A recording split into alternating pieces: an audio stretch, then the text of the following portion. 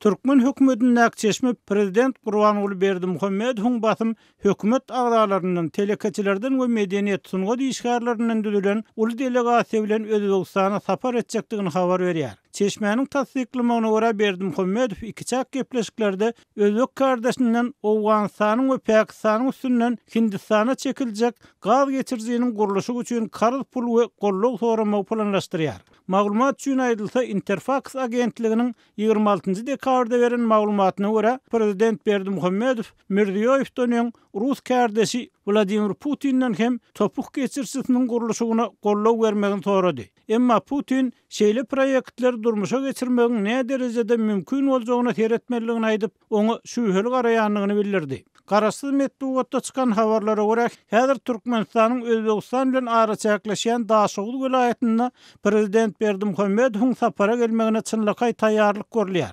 Türkmenistanyň kronikasy neşri şeýle taýýarlygyň Özbegistanyň Türkmenistan bilen araçaklaşan Harezm oblastynda hem görülýänligini, iki ýurdun prezidentleriniň Harezmde duşmak ähtimallygyny 16 aprelde habar berdi. Emma Türkmenistanyň we Özbegistanyň resmi habar serişdeleri iki prezidentiň öňde duran duşy we onuň gün tertibi barada hiç bir maglumat bermeýär. Şol ruhatda Türkmen medeniýeti topuk proyektini ýygy-ýygydan ýatlaýar we fevralda onuň Owganystanyň territoriýasyndan çekiljek bölegine badalga berilendigini habar berdi. Emma bu proyektiň töweregindäki ýagdaýlar ýakyndan synlayan ekspertler Türkmenistanyň 10 milliard dollar çemesinde bahalanýan topuk geçirsiniň gurulşy üçin serişde tapmakda kynçylyk çekýänligini belleýärler. TDH'nın fevral ayının başında ve ortasında veren maglumatlarına göre Berdimuhammedow Türk kompaniýalaryny hem topuk transmilli gaz geçirjisiniň gurulşyna çekmegiň maslahatyny edýär.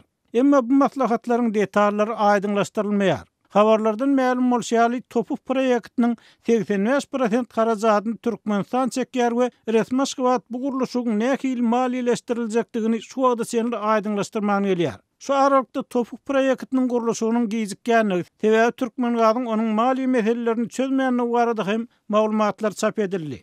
Resmi şybat bu hil maglumatlar gytaklaýan ýagdaýda, ýagny topuk proyektine gyzyklanma bildirýän taraplaryň hem az därli baradaky tasdiklamalary bilen ret edýär. Türkmenistanyň neft gaz puwdagyna bir ýyla golay ýolbaşçylyk eden we golayda başga işe geçirilen vice-premier Maksat Babaýewiň ýanwar aýynda tasdiklamagyna görä, topuk proyektiniň gurulşyna Saud Arabistany hem sermaýe ýatyrýar. Prezident Berdimuhammedowyň bu maý üçin Saud padşahyna minnetdarlyk gatny ýazmagyna garamazdan Riýadyň beren kardynyň bu geçirjiginiň maliýe meselesini nä derejede çözjekdigini çaklap bolmaýar, sebäbi onuň möçberi şertleri aýdylmaýar. Mart aýynda çykan habarlardan Türkmenistanyň Katardan hem topuk üçin maýa soramagyndan çen tutulsa, Saud Arabistanyň berýän kardy ýeterlik däl. Şol wagtda Aşgabatyň topugy maýa ýatyrmak baradaky çağırşyna Dohanyň nähili jogap berenligi hem aýdylmaýar.